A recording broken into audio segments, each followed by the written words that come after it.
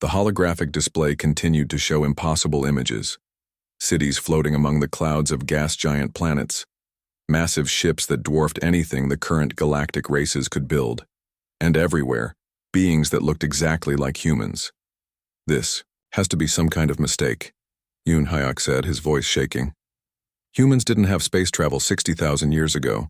We were still figuring out how to make stone tools. Kim Ji-won touched the metal structure again. More images appeared. This time they showed what looked like historical records. Dates and numbers scrolled past in the ancient symbols, but Lee Salmon was starting to understand their meaning. If I'm reading this right, she said slowly, these records talk about something called the Great Departure, a massive evacuation from Earth that happened exactly 65,000 years ago. Evacuation from what? Park Min-ho asked. More images flowed across the holographic display. They showed Earth, but not the Earth they knew. This Earth had 2 moons. The continents were different. The oceans were a darker blue. And something terrible was happening to it. Look at this. Kim Ji-won pointed to a series of images that showed massive explosions on Earth's surface. Some kind of global catastrophe, volcanic eruptions, asteroid impacts, maybe both. Choi Dae-hun was recording everything on his instruments. The data here suggests that Earth went through a period of extreme climate change, the kind that would wipe out most advanced life. But look at this. He pointed to images that showed huge ships leaving Earth's orbit. Thousands of them, carrying what looked like millions of people away from the dying planet. They evacuated, Lee Salmon breathed. The ancient humans knew their world was ending, so they left. They scattered across the galaxy. But how? Yoon Hyuk demanded. How did ancient humans have technology like this? How did they even know the catastrophe was coming? The answer came in the next set of images. They showed human civilizations that were far more advanced than anything in recorded history. Cities with buildings that reached into the sky. Machines that could manipulate matter at the atomic level. Ships that could travel between stars as easily as sailing across an ocean. They weren't primitive at all, Kim Ji-won realized. Somehow humans developed an incredibly advanced civilization on Earth, more advanced than what we have now. Park Min-ho was studying the star charts that appeared in the display. These maps show colonies on hundreds of worlds. The ancient humans didn't just leave Earth, they built a galaxy-spanning empire. Then what happened to them? Lee Salmon asked. Where did they go? Why don't we know about any of this? The hologram shifted to show darker images. Empty cities on dozens of worlds, ships drifting dead in space, entire star systems that had once been full of life now showing only silence. And in the center of it all, something that made them all step back in fear. It wasn't clearly visible, more like a shadow that moved between the stars. But wherever it went, civilizations died. The Great Silence, Lee Salmon whispered, reading the symbols that appeared with the shadow. They kept warning about the Great Silence. I think it killed them. All of them. New images appeared. These showed the final stages of the ancient human empire, the shadow entity moving from system to system, leaving nothing but dead worlds behind. And the desperate attempts by the survivors to hide, to preserve something for the future. They knew they couldn't win, Kim Ji-won said, understanding flooding through her. So they tried to save what they could. They hid records like this one, and they... She paused, looking at an image that showed ships returning to Earth. But these weren't evacuation ships. These were small vessels carrying just a few people each. They went back to Earth. After the catastrophe ended, some of them went back, but they gave up their technology. They chose to live simple lives, to start over as if they had never reached the stars. Why would they do that? Yoon Hyuk asked. The answer came in the final images. They showed the Great Silence passing by Earth without stopping. The entity seemed to ignore the small groups of humans living in caves and hunting with stone tools. They were no longer advanced enough to be a threat. It worked, Park Min-ho said quietly. They saved humanity by making it look like we were primitive. The thing that destroyed their empire didn't bother with what looked like cavemen. Choi Daehun's communicator started beeping. Commander, I'm getting signals from orbit. Multiple ships dropping out of faster-than-light travel. Park Min-ho grabbed his scanner. How many ships? At least 20, maybe more. And they're not human. They hurried back through the underground passages to the surface. Above them, the sky was full of ships from different galactic races. Felkari cruisers with their elegant curves. Crystalline Nethri vessels that looked like flying jewelry. Even the massive brick-like ships of the Corvani military. How did they find us? Kim Ji-won asked. The energy surge when you activated that device, Daehun replied. It must have been detectable from light years away. Park Min-ho was already running toward the Perseverance. Everyone back to the ship, now. But before they could reach their vessel, beams of light surrounded them. Teleporter. Beams. One moment they were running across the dusty ground. The next they were standing in the main hall of a Velkari ship. High Counselor Thexus was waiting for them, along with representatives from several other races. His silver skin seemed to glow with anger. Dr. Kim, he said in his cold voice, did you really think you could violate council orders without consequences? We found something important, Kim Ji-won replied, trying to keep her voice steady. Something that changes everything we know about galactic history. You found old ruins and let your imagination run wild, Thexus replied. Humans always see patterns that aren't there. You think you're special, but you're just the youngest race trying to pretend you matter. Commander Vex of the Corvani stepped forward. The council has voted. Your ship will be impounded. Your crew will be arrested for violating galactic law, and these ruins will be sealed off permanently. You can't do that, Lee Soman protested. The historical significance. There is no historical significance, interrupted the musical voice of a Nethri representative. Only human fantasies about ancient aliens that looked like you. Kim Ji-won looked around at the assembled council members. They had already made up their minds. Nothing she could say would change them.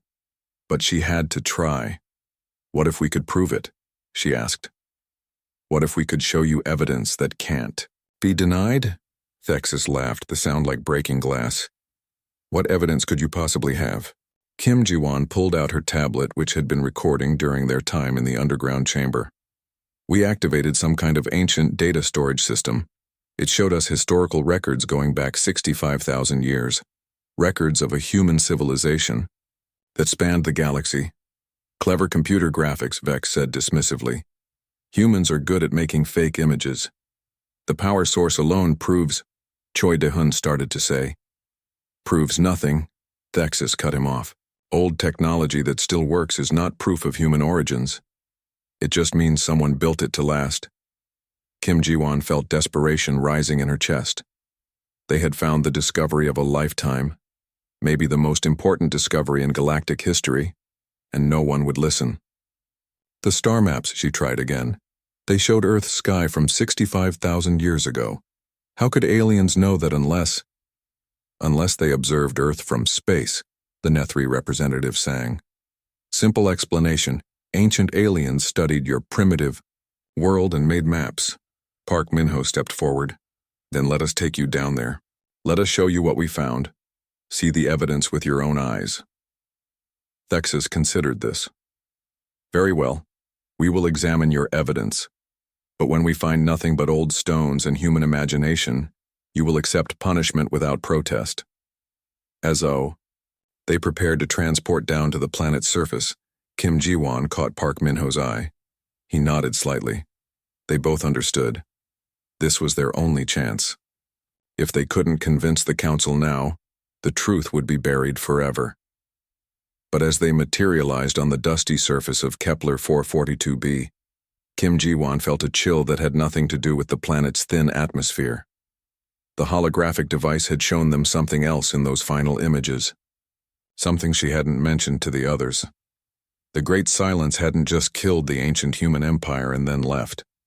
According to the records, it was supposed to return.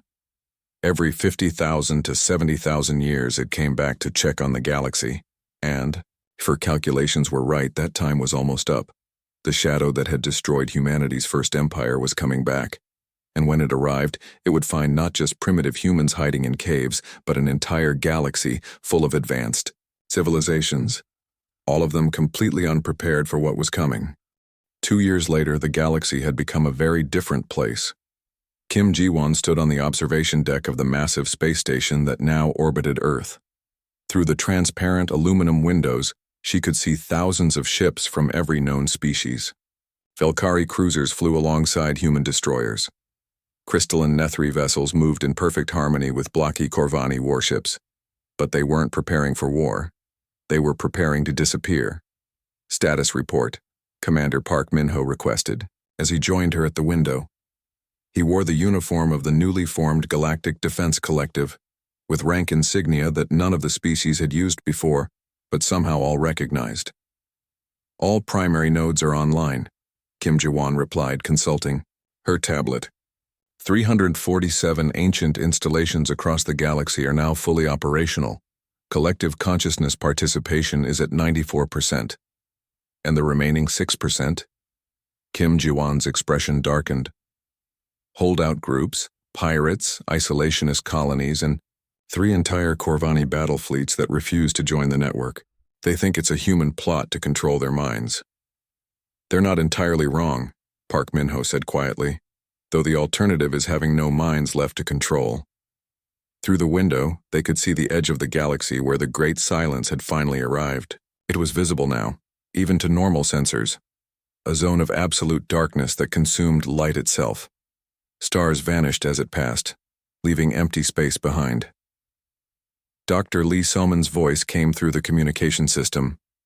"Kim, Park, you need to get to the control center immediately. We're receiving the final transmission from the Outer Rim colonies." They hurried through the corridors of the station, past beings from dozens of different worlds all working together with an efficiency that would have been impossible 2 years ago. The ancient human modifications weren't just activating in humans anymore. Proximity to the awakened technology was triggering evolutionary changes in all the uplifted species. In the main control center, massive holographic displays showed the current state of the galaxy. Most of it glowed with a soft blue light, indicating successful integration into the collective consciousness network. But dark spots remained where some groups still resisted. "Report from the Kepler sector," announced Choi Dehun from his position at the master control station. "Colony ship New Corvani has just crossed into the darkness zone. We're receiving their final transmission now." The main display switched to show the interior of a Corvani colony ship. Commander Thorgek of the Corvani resistance movement stood on his bridge, his forearms crossed in defiance. "To all free beings of the galaxy," he broadcast, "don't let the humans trick you. This collective consciousness is slavery. We choose death with honor over life as puppets."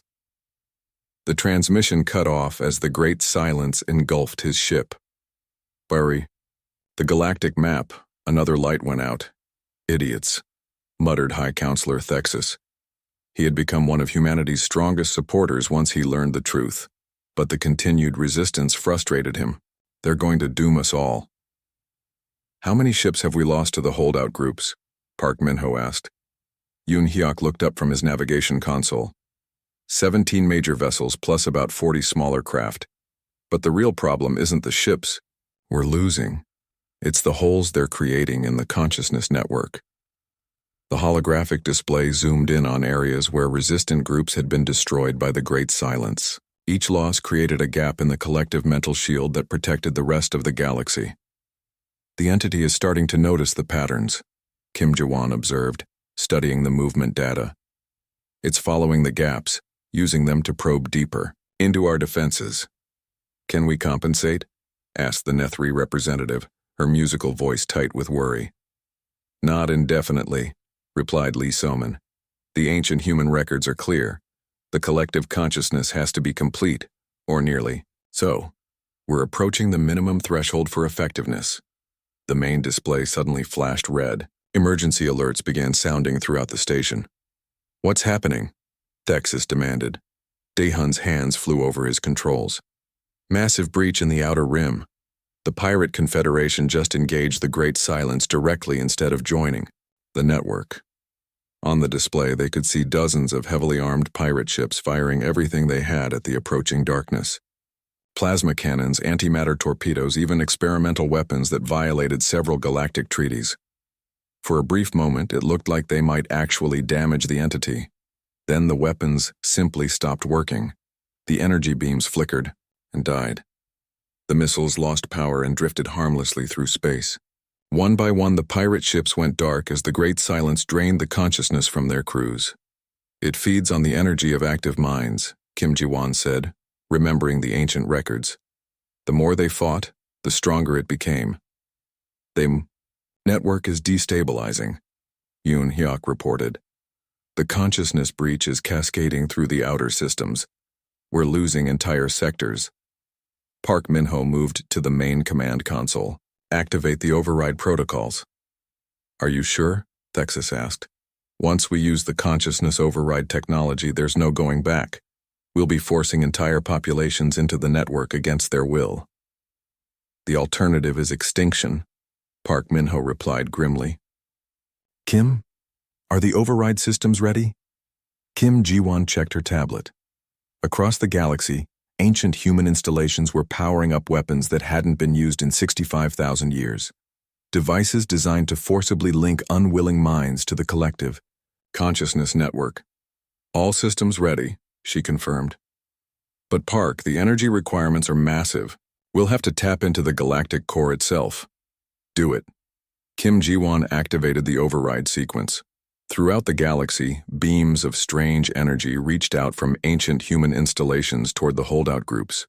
Pirates, isolationists, and resistance fighters suddenly found their thoughts linked to billions of other minds, whether they wanted it or not. The effect was immediate. The gaps in the consciousness network began to close. The collective mental shield that protected the galaxy grew stronger and more complete, but there was a price. On the display, they could see the override technology, drawing massive amounts of energy from stars, planets, and even the supermassive black hole at the galaxy's center. The ancient humans weren't kidding about the cost, Daehun said, watching. "Power levels fluctuate wildly across all systems. This much energy expenditure will be detectable even through the consciousness shield." "How long can we maintain it?"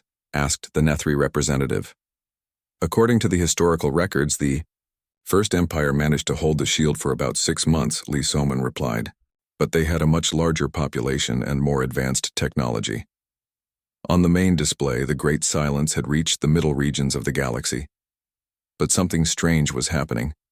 Instead of methodically consuming each star system, the entity seemed to be moving more slowly. Sometimes it would approach a system and then turn away, as if it couldn't detect anything worth consuming. "It's working," Kim Ji-won breathed. "The collective consciousness is actually hiding us from it." "But for how long?" Thexus wondered.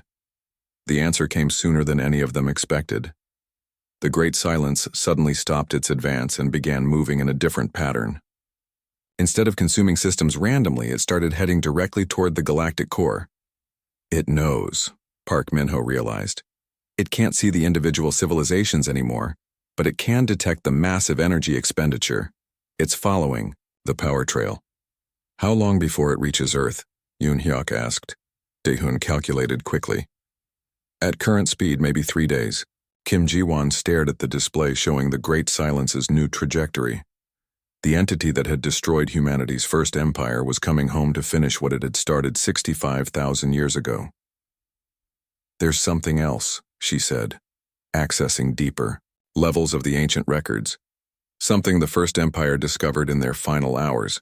The Great Silence isn't just a predator, it's a test." "A test of what?" Thexus asked. "A test of whether a civilization is ready for the next stage of evolution. The ancient humans figured it out too late to save their empire, but they built the solution into their contingency plans." The holographic display showed the final records from the First Empire. Ancient humans undergoing not just genetic modifications, but complete transformation into something else entirely. Beings of pure consciousness that existed beyond physical form. They didn't just hide from the Great Silence, Park Min-ho realized. They became something it couldn't feed on because they were no longer physical beings. "And we're about to do the same thing," Kim Ji-won said. watching as energy readings throughout the galaxy began to spike. The collective consciousness network isn't just hiding us, it's changing us, all of us. Across the galaxy, beings from every species began to experience the final transformation. Their physical bodies remained, but their consciousness expanded beyond individual minds to become part of something much larger. The Great Silence reached Earth's solar system and found something it had never encountered before. Not hiding prey, but evolved consciousness that no longer needed physical form to exist. The entity circled the system once, as if confused by what it found there. Then it turned and headed back toward the darkness between galaxies, leaving behind a galaxy full of beings who were no longer. The shadow in the holographic display moved with terrible purpose through the darkness between galaxies. It was still far away, but even from that distance Kim Ji-won could feel something wrong about it. It seemed to absorb light rather than reflect it, leaving holes in space where stars should have been visible. "How long do we have?" Commander Vex asked, his forearms trembling slightly. Choi Dae-hun was working frantically at his instruments, trying to calculate the entity's speed and trajectory. Based on these readings and the historical data, maybe 2 years. 3 at most. High Counselor Thexus had gone completely silent, staring at the display with his silver skin flickering between different shades. Finally, he spoke. "Even if we accept that all of this is real, what can we do? The ancient humans had technology far beyond ours and they still lost." "They didn't lose," Kim Ji-won corrected, studying the final records more carefully. "They retreated. There's a difference. Look at these files." New images appeared in the hologram. These showed the last few years of the ancient human empire, as the Great Silence approached. Instead of preparing for a final battle, the humans seemed to be working on something else entirely. They were changing themselves, Lee So-min said, reading the technical specifications with growing amazement. Genetic modifications, neural enhancements. They were evolving into something different. The records showed ancient humans undergoing radical transformations, not just physical changes but alterations to their consciousness itself. They were becoming something that the Great Silence couldn't detect or couldn't feed on. The survivors, who returned to Earth, weren't just hiding their technology, Park Min-ho realized. They were carrying these modifications in their genes, waiting for them to activate when the time was right. Yoon Hyuk looked confused. "Are you saying that modern humans are different from regular humans? That we have some kind of hidden abilities?" The holographic display answered his question by showing brain scans.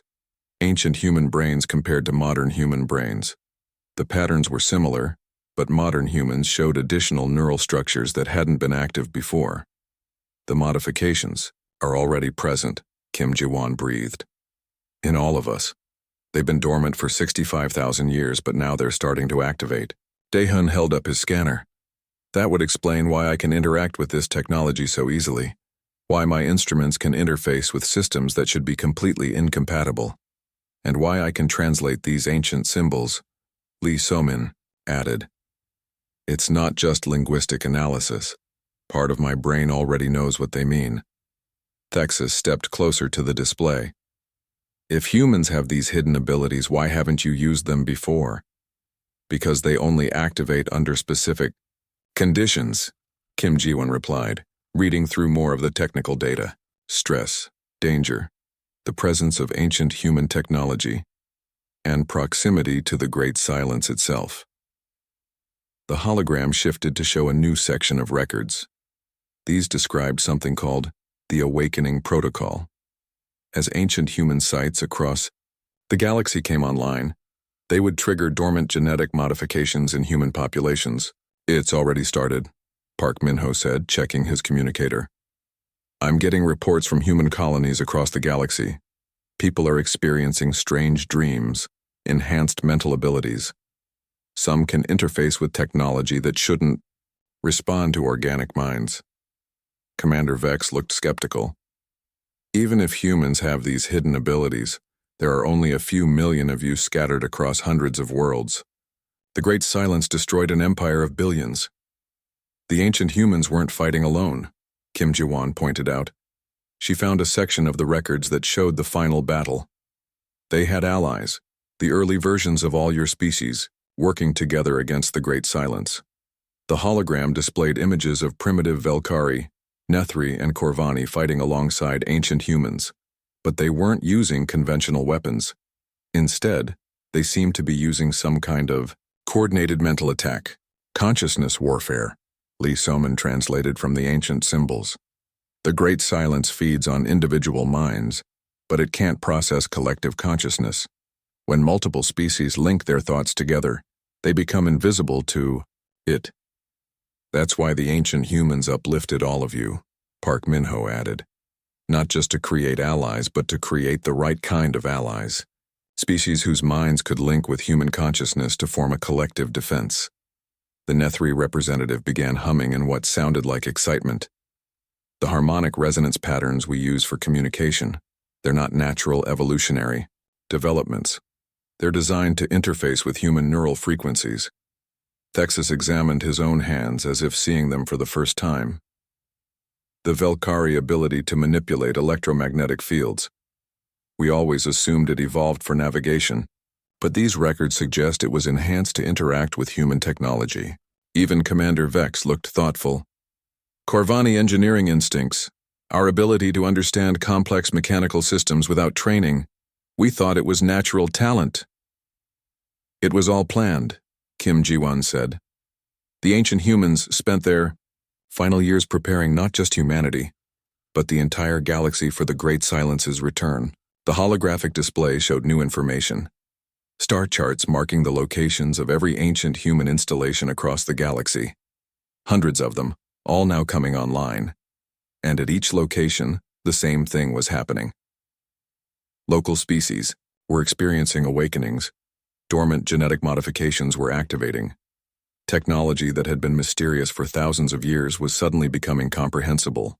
We need to get this information to every world in the galaxy, Thexus said, his dismissive attitude completely gone. Every species needs to know what's coming. And what they really are, Park Min-ho added. The truth about their origins and their purpose.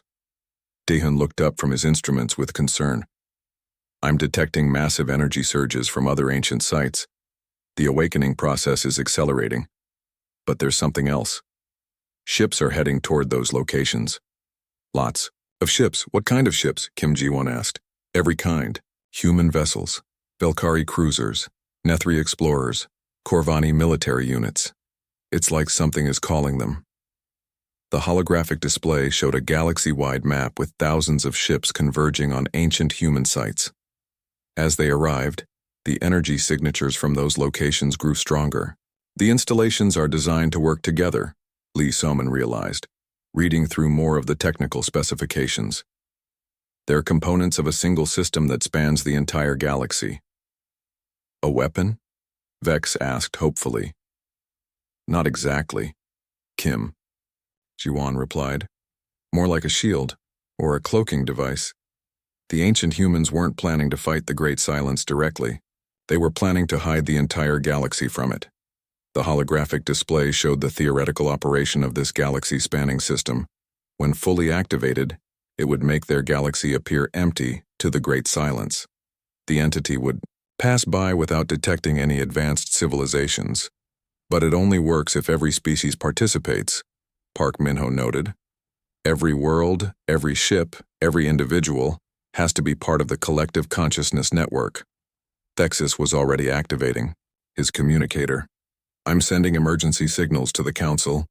This information needs to reach every government in the galaxy immediately. Will they believe it? Yoon Hyuk asked. They'll have to, the Nethri representative sang. The evidence is appearing on dozens of worlds. Ancient sites are activating everywhere. People are experiencing abilities they never had before. Kim Ji-won watched the holographic display as it showed real-time updates from across the galaxy. The ancient plan was working exactly as designed. After 65,000 years of patient waiting, humanity's first empire was finally revealing its true legacy. But as she watched the reports flowing in, she noticed something troubling. Not all the ships heading toward ancient sites were friendly. Some belonged to pirate fleets and criminal organizations. Others came from extremist groups that had always opposed galactic cooperation. "There's going to be resistance," she said quietly. "Not everyone will want to work together. Some will try to claim the ancient technology for themselves." Park Min-ho nodded grimly. "And if even one major species refuses to participate, the whole system fails. The Great Silence will detect the gaps in the collective consciousness." The holographic display seemed to sense their concern. New images appeared, showing the historical records of similar resistance during the First Empire. Ancient humans had faced the same problem when the Great Silence first arrived. They had contingencies, Lee Soman discovered, backup plans for dealing with species or groups that refused to cooperate. The images showed ancient human ships equipped with strange weapons, not weapons designed to kill, but weapons designed to force conscious beings into the collective network against their will. "Consciousness override technology," Dae-hoon read from his scanner. "They could force unwilling minds to join the network temporarily. That's mind control," Vex protested. "It's survival," Thexus replied coldly. "If the choice is between temporary loss of free will and extinction of all consciousness in the galaxy, the choice is obvious." Kim Ji-won felt a chill as she realized the full implications of what they had discovered. Humanity wasn't just the galaxy's oldest species. They were its secret rulers, the puppet masters who had... High Counselor Thexus stood in the underground chamber, his silver skin reflecting the glow from the ancient device. Around him, the other council members looked at the holographic displays with expressions ranging from confusion to disbelief. "Impressive light show," Thexus said coldly. "But this proves nothing. Any advanced race could have built this device and programmed it to show whatever story they wanted." Kim Ji-won felt her heart sink. Even faced with impossible evidence, the Council refused to believe what they were seeing. But the historical data, the star charts, the technology itself, could all be fabricated, Commander Vex interrupted. His forearms crossed over his chest in a gesture of dismissal. "The Corvani have seen similar hoaxes before." Dr. Lee Soman stepped forward, her tablet showing her translation work. "I've been comparing the symbols here to databases of every known galactic language. The root structures match human languages from Earth, languages that developed thousands of years after these ruins were supposedly built." The Nethri representative hummed dismissively. "Languages evolve. Similarities prove nothing." But Choi Dae-hoon had been quietly working at his instruments during the argument. Now he looked up with excitement in his eyes. "Commander Park, I'm reading massive energy signatures throughout this complex. Not just this one device. The entire underground city is powered by some kind of reactor that's been running for tens of thousands of years." "So?" Thexus asked. "Long-lasting technology is not proof of human origin. The reactor signature matches theoretical designs in human physics journals," Dae-hoon continued. "Designs that our scientists have been working on for decades but can't build yet. This technology is human in design but more advanced than anything we can currently create." Yoon-hyuk had been exploring other parts of the chamber. Now he called out from across the room. "Everyone needs to see this." They gathered around another section of the ancient device. When Yoon-hyuk touched it, new images appeared. These were different from the historical records they had seen before. These looked like instruction manuals. "Technical diagrams," Kim Ji-won breathed. "Blueprints for ship construction, power generation, terraforming equipment. All designed for human physiology and human capabilities." The images showed detailed plans for technology that was clearly intended for beings exactly like humans. The control interfaces were sized for human hands. The chairs and workstations were built for human proportions. Even the gravity requirements matched Earth normal conditions. "This is all very convenient," Thexus said, but his voice had lost some of its certainty. "How do we know this device isn't reading your minds and showing you what you want to see?" Dae-hoon looked up from his scanner. "Because it's not just showing us things, it's teaching us. Look at these power readings. Every time we interact with the device, it downloads new information into our personal communicators. Technical specifications, historical records, even language files. Lee Salmon checked her tablet. He's right. I have translation matrices for dozens of symbol groups I never programmed. The device is actively sharing information. Park Min-ho was studying a star chart that had appeared in the display. These navigation routes show jump points between star systems. Some of them are paths we use today, but others go to systems we haven't explored yet. Systems that might still have ruins like this one. There's something else, Kim Ji-won said quietly. She had been watching the historical timeline that scrolled along the bottom of the display. The records show that the ancient human empire didn't just disappear randomly. They were destroyed by something specific, something that came from outside the galaxy. The hologram shifted to show images they had seen before. The shadow entity moving between star systems, leaving only death behind. The Great Silence, Lee Soman read from the symbols. According to these records, it returns every 50,000 to 70,000 years. It feeds on advanced civilizations. Feeds on them how? Asked the Nethri representative, her musical voice sounding worried for the first time. New images appeared. These showed the Great Silence attacking populated worlds, but it wasn't destroying them with weapons or physical force. Instead, it seemed to drain something from the living beings themselves. It feeds on consciousness, Kim Ji-won realized with growing horror. On intelligence itself. The more advanced a civilization becomes, the more attractive it is to this thing. Thexis stepped closer to the display. His dismissive attitude was fading as the implications became clear. When did this last attack occur? Approximately 65,000 years ago, Lee Samin translated. Right when the ancient human empire fell. Daehun was running calculations on his tablet. If it returns every 50,000 to 70,000 years and the last attack was 65,000 years ago, it's overdue, Park Min-ho finished grimly. This thing could come back any time. The chamber fell silent as everyone absorbed this information. If the records were true, then an entity that had already destroyed one galaxy-spanning civilization was preparing to return. Commander Vex spoke first. Even if we believe this story, what does it matter? The ancient humans failed to stop this thing. They all died. No, Kim Ji-won said, studying the historical timeline more carefully. Not all of them died. Look at this. She pointed to a section of the display that showed the final years of the ancient empire.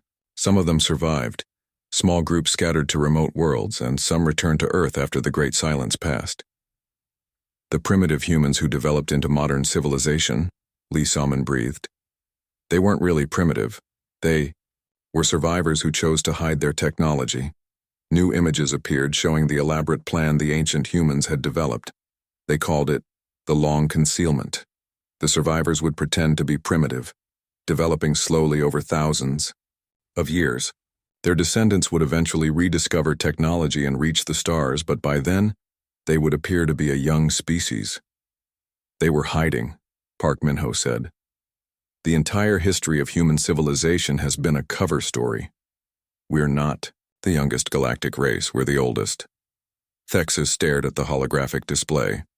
His silver skin had gone pale. If this is true, then humanity has been deceiving the entire galaxy for thousands of years. Not deceiving, Kim Ji-won corrected. Surviving. And according to these records, they did more than just hide. The display showed new information. The B-eyed ancient humans hadn't just run away from the Great Silence. They had spent their final years preparing for its return. They built devices like this one all across the galaxy, she continued. Hidden databases full of information about the Great Silence, instructions on how to fight it, and something else. The hologram zoomed in on a specific section of the historical record. It showed ancient humans making contact with other species in the galaxy. Primitive species that were just beginning to develop intelligence. The Velkari, Lee Soman said, reading the symbols. The Nethri, the Korvani, all the major galactic races. The ancient humans found them when they were still in early stages of development. That's impossible, Thexis protested. The Velkari have records going back 50,000 years. We developed space travel independently. Did you? Kim Ji-won asked. The holographic display was showing detailed records of contact between ancient humans and early Valkyrie. Or were you guided, given hints and suggestions that helped your development along certain paths? More images appeared. Ancient humans teaching early Valkyrie how to work metal, showing primitive Nethri how to manipulate sound and vibration, helping young Corvani understand engineering principles. The ancient humans didn't just hide, Park Min-ho realized. They created the current galactic civilization. All of you. Every major race in the galaxy was uplifted by humanity's first empire. The council members looked at each other with growing alarm. If these records were true, then everything they thought they knew about their own histories was wrong. Why would they do this? The Nethri representative asked. The answer came in the form of new holographic images. These showed the Great Silence's hunting patterns. It targeted the most advanced civilizations first, but ignored species that appeared primitive or dependent on others. They were building allies, Kim Ji-won said. Species that would develop technology and knowledge, but wouldn't appear to be the primary threat when the Great Silence returned. Dihun looked up from his instruments, with a worried expression. There's something else. The device is showing energy patterns from across the galaxy. Other ancient sites are activating. The holographic display expanded to show a galaxy-wide map. Points of light were appearing on dozens of worlds. Ancient human installations that had been dormant for 65,000 years were suddenly coming online. Why, now? Yoon Hyuk asked. Lee So-man found the answer in the scrolling data. Because the concealment period is over, the ancient humans programmed these sites to activate when their descendants rediscovered space travel and began asking the right questions. The right questions about what? Thexus demanded. The holographic display showed one final image. It was a star chart, but not of their galaxy. This showed the space between galaxies, the vast emptiness that surrounded their island of stars. And moving through that emptiness, heading toward their galaxy, was a shadow that blotted out the light of distant suns. The Great Silence was coming home. 6 days later, the Perseverance dropped out of faster-than-light travel near Kepler 442b. The planet hung in space like a brown and gray marble.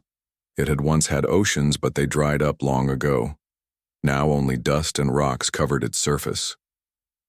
Taking us into orbit, announced Yoon Hyuk from the pilot's seat. The ruins should be on the dayside near what used to be a large lake. Kim Ji-won pressed her face to the viewing port. Somewhere down there were answers. She could feel it in her bones. What did the deep scan show, Dae-hoon? Choi Dae-hoon worked at his instrument panel, frowning at the readings. Something strange. The ruins are much bigger than your first survey, showed. They go deep underground. Really deep. And there are metal structures buried under the rock that our scanners can barely detect. Metal structures? Park Min-ho asked. What kind of metal? Unknown. It's not like anything in our databases. The composition is weird. Like it's made from elements that don't quite match what we know. Dr. Lee So-man looked up from her own console. I'm picking up more symbol clusters too, not just on the surface buildings. There are markings carved into the underground chambers. Lots of them. They landed the Perseverance on a flat area about a kilometer from the main ruins. The planet's air was thin but breathable, though they kept their environment suits on just in case. The gravity was lighter than Earth's, making each step feel bouncy. The ruins were bigger than they looked from orbit. What Kim Ji-won had thought were simple buildings were actually the tops of massive structures that went deep into the ground. Stone walls rose from the dusty earth, covered with symbols that seemed to shift and change as she looked at them. The preservation is incredible, she said, running her gloved hand over the carved symbols. After 60,000 years, these markings should be worn away by wind and weather, but they look like they were carved yesterday. Lee So-man was taking pictures of every symbol she could find. Ji-won, come look at this. Tell me what you see. Kim Ji-won walked over to where Lee So-man was standing. On the wall in front of them was a series of symbols arranged in neat rows. They looked familiar, but she couldn't quite place why. It reminds me of something, Kim Ji-won said slowly. Like words I've seen before but can't remember where. Look closer at this section. Lee Soman pointed to a group of symbols near the bottom. These 3 symbols here. Don't they look like ancient Korean characters? And this one over here looks like it might be from old Sumerian writing. Kim Ji-won stared at the symbols. Lee Soman was right. There were definitely similarities to Earth, languages, but that was impossible. These ruins were built thousands of years before humans had written language, before they had even learned to farm.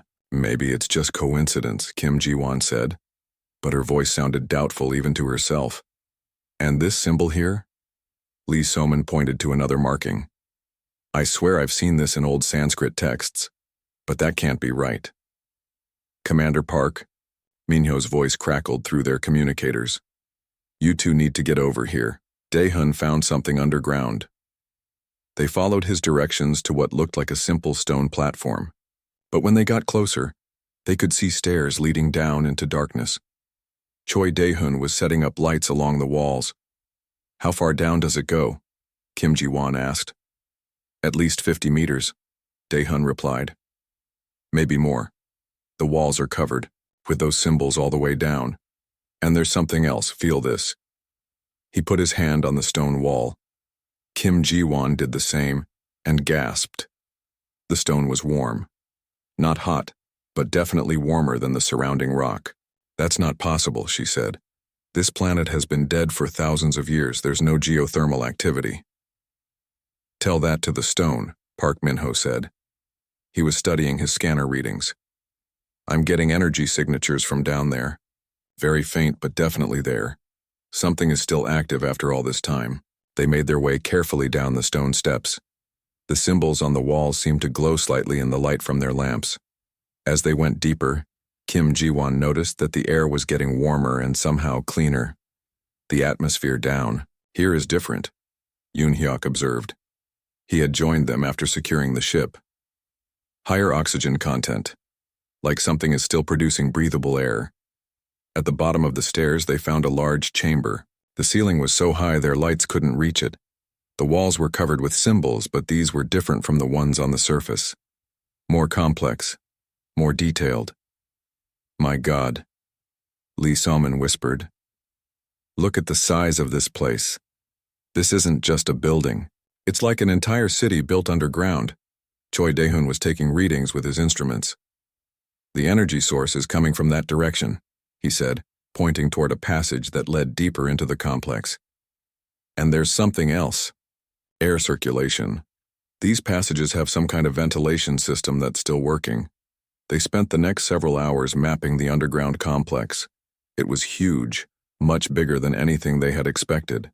Room after room, all connected by corridors carved from solid stone. Every surface was covered with symbols and markings. But the strangest thing was how familiar it all felt. The proportions of the rooms were right for human-sized beings. The stairs were the right height for human legs. The doorways were the right width for human shoulders. It's like this place was built for people exactly our size, Kim Ji-won said as they rested in what might have been a large meeting hall. Don't say that, Park Min-ho warned. You'll start sounding like those conspiracy theorists who think humans are secretly ancient aliens. But even he looked troubled as he said it. Lee Soman had been working on translating some of the simpler symbols. I think I'm making progress, she announced. These symbols here seem to be numbers, and this section might be some kind of star map. She showed them her tablet where she had been comparing the symbols to known languages and mathematical systems. If I'm right, this shows the positions of stars, our stars, the ones we can see from Earth. That's impossible, Yoon Hyuk said. How could ancient aliens know what the sky looks like from Earth? Kim Ji-won studied the star map more carefully. Lee Soman was right. The positions matched perfectly with how the stars would have looked from Earth 60,000 years ago. But the map showed much more detail than early humans could have seen with naked eyes. There's something else, Lee Soman continued. These symbols over here, I think they might be a warning of some kind. They keep repeating in different sections of the complex. A warning about what? I'm not sure yet, but one phrase keeps showing up, something that translates roughly to the Great Silence. And there are references to something called the scattering. Choi Dae-hoon's scanner started beeping rapidly. We're getting a strong energy surge from deeper in the complex. Something just activated. They all looked at each other. Nothing should be active in ruins this old, but the evidence was right in front of them. Should we go check it out? Yoon Hyuk asked. Park Min-ho considered for a moment. We came here to find answers. I don't think we're going to find them by playing it safe. They followed Dae-hoon's scanner, deeper into the complex. The passages here were different, smoother, more advanced. The symbols on the walls seemed to pulse with their own light. Finally, they reached a chamber that was clearly different from the others. In the center was a structure that looked almost like a computer terminal, but made of the same unknown metal they had detected from orbit. It's definitely active, Dae-hoon said, checking his readings. But I don't know how to interact with it. There are no obvious controls or interfaces. Kim Ji-won walked closer to the structure. As she approached, the symbols on its surface began to glow brighter. When she reached out to touch it, the entire thing lit up like a star.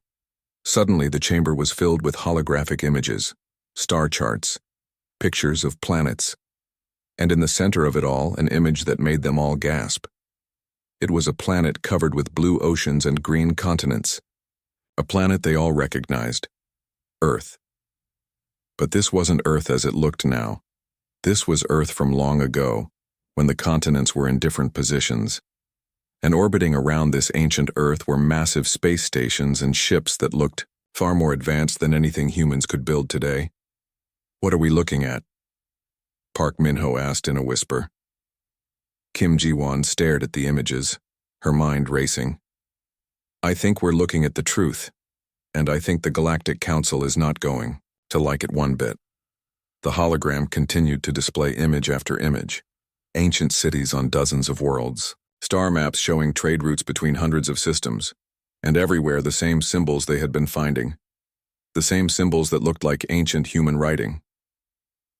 As they watched, one message became clear. This wasn't the work of unknown aliens. This was the work of humans. Ancient humans who had somehow reached the stars 60,000 years before their descendants on Earth ever learned to write. The massive space station called Nexus Prime floated in the darkness between stars. It was the size of a small moon and home to millions of beings from across the galaxy. Inside its greatest hall, the Council of Seven met to decide the fate of countless worlds. Dr. Kim Ji-won stood before the 7 towering seats. Her hands shook slightly as she held her research tablet. She was human, which meant most of the council members looked down on her. Humans were the newest species to reach the stars.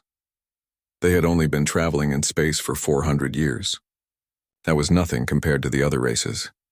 High Counselor Thexis spoke first.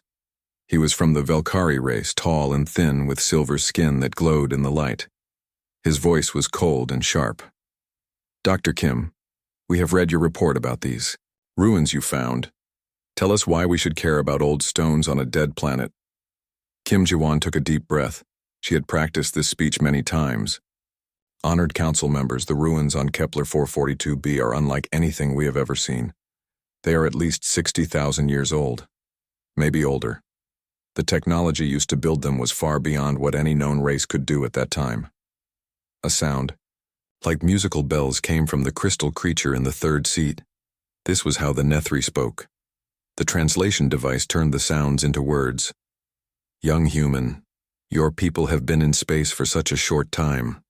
How can you understand what is old and what is new? The Nethri have traveled between stars for 30,000 years. We know what ancient looks like. Kim Ji-won felt her face get hot with anger, but she kept her voice calm. With respect, the dating methods don't lie. The stone itself tells us how old it is.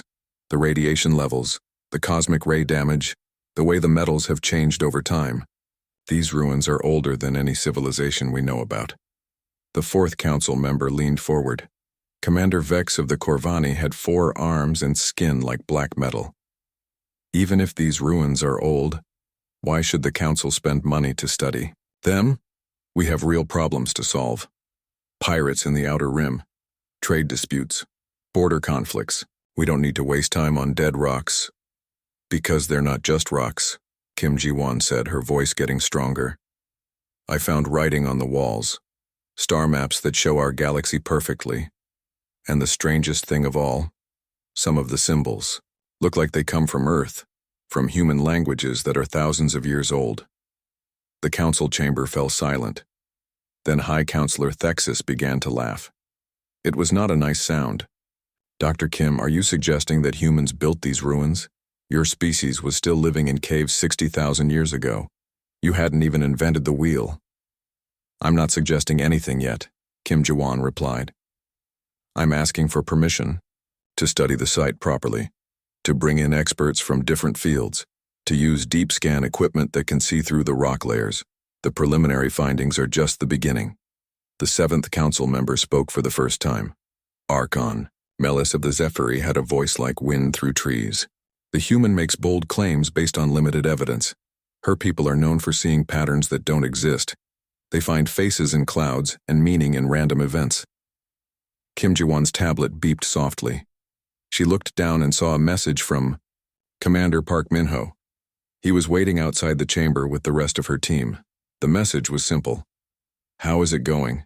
She typed back quickly. Not well. High Counselor Thexus stood up from his tall chair. The council has heard enough. Dr. Kim, your request for funding is denied. The resources you want would be better used on practical matters. The galaxy has no time for human fantasies about ancient mysteries. But the evidence, Kim Ji-won started to say. The evidence is rocks and scratches, Commander Vex interrupted. Nothing more. The council has spoken. Kim Ji-won felt her heart sink. She had expected this, but it still hurt. She bowed slightly as was required. I understand, honored council. Thank you for your time. As she walked toward the exit, her tablet beeped again. This time it was a longer message from Park Min-ho. Don't worry. The Perseverance is fueled and ready. We have enough supplies for a 3-month trip. The crew voted. We're going with or without council approval. Kim Ji-won smiled for the first time that day. She typed back. That could get us all in trouble. Then we better find something worth the trouble, came his reply. Outside the council chamber, her team was waiting. Commander Park Min-ho was a stocky man with kind eyes and graying hair. He had been flying ships between the stars for 20 years. Dr. Lee So-man, their language expert, was young and eager. Engineer Choi Dae-hun was quiet but brilliant with machines. Pilot Yoon Hyuk was the best flyer Kim Ji-won had ever seen. So, Park Min-ho asked. They said no, called it a waste of time and money. Kim Ji-won shook her head. They think we're chasing shadows. Maybe we are, said Lee So-man. But what if we're not? What if there really is something important on that planet? Choi. Dae-hun looked up from his tablet where he was checking the ship's systems. The Perseverance can make the jump to Kepler 442b in 6 days.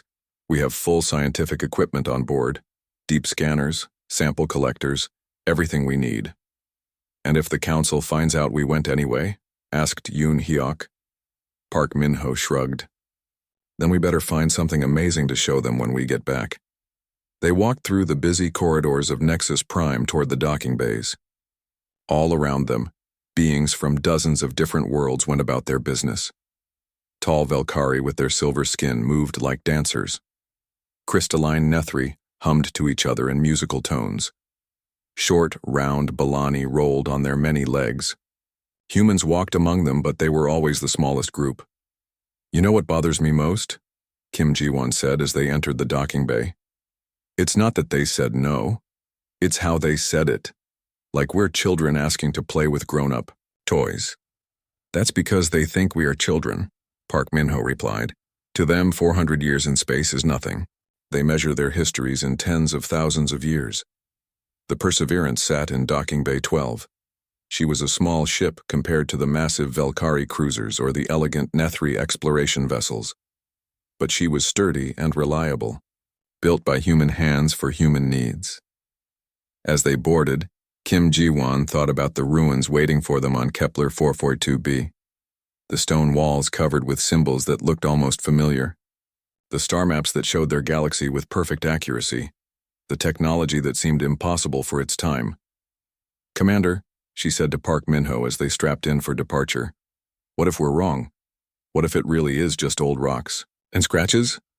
Park Min-ho checked his instruments and requested departure clearance from station control. "Then we'll have spent 3 months looking at old rocks and scratches. But what if we're right? What if there's something out there that changes everything we think we know?" The Perseverance pulled away from Nexus Prime and turned toward empty space. Behind them, the great station grew smaller and smaller.